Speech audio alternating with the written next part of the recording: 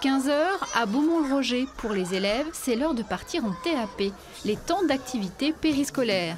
Chaque semaine, les enfants ont une séance d'activité sportive et une d'activité culturelle d'1h30 environ, de 15 h à 16h30. Consultés, les élèves se sont largement exprimés pour la poursuite des TAP. Tu reprends à chaque pointe là. Je trouve que les activités, ça nous occupe. Les TAP, c'est sympa. On fait plusieurs activités. On peut apprendre des nouvelles choses qu'on n'a jamais encore appris.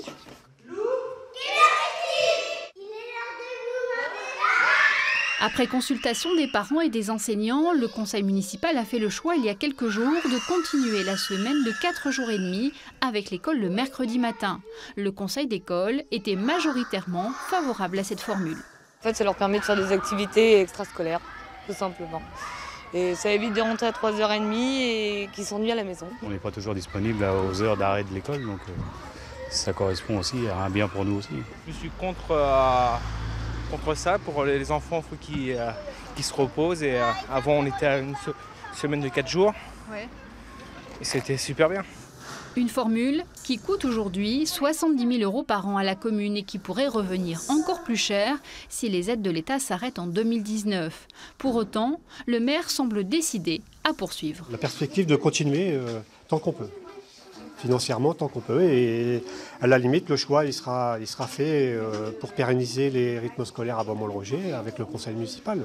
Après on fera des sacrifices ou on fera des choix. Il faut dire qu'avec la mise en place des TAP, la municipalité a embauché 25 personnes. Ils ont aussi permis de redynamiser le tissu associatif local. Les associations, donc pour eux, c'était un moyen de faire découvrir leur discipline pour pouvoir amener effectivement des licenciés. C'était l'occasion pour pouvoir pérenniser des postes.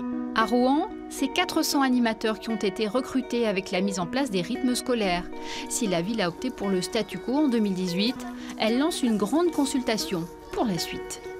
Aujourd'hui, on ne sait pas ce que l'État veut faire.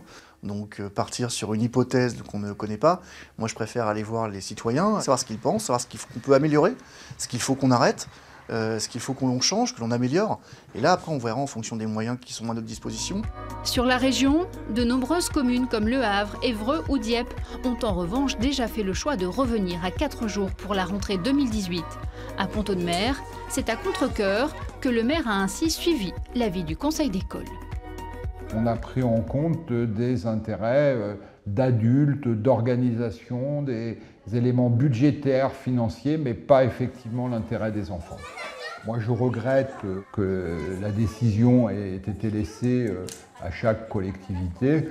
Je pense qu'il est de la responsabilité du ministère de l'Éducation nationale d'arrêter un rythme scolaire et pas de laisser une initiative aux communes et au conseil d'école.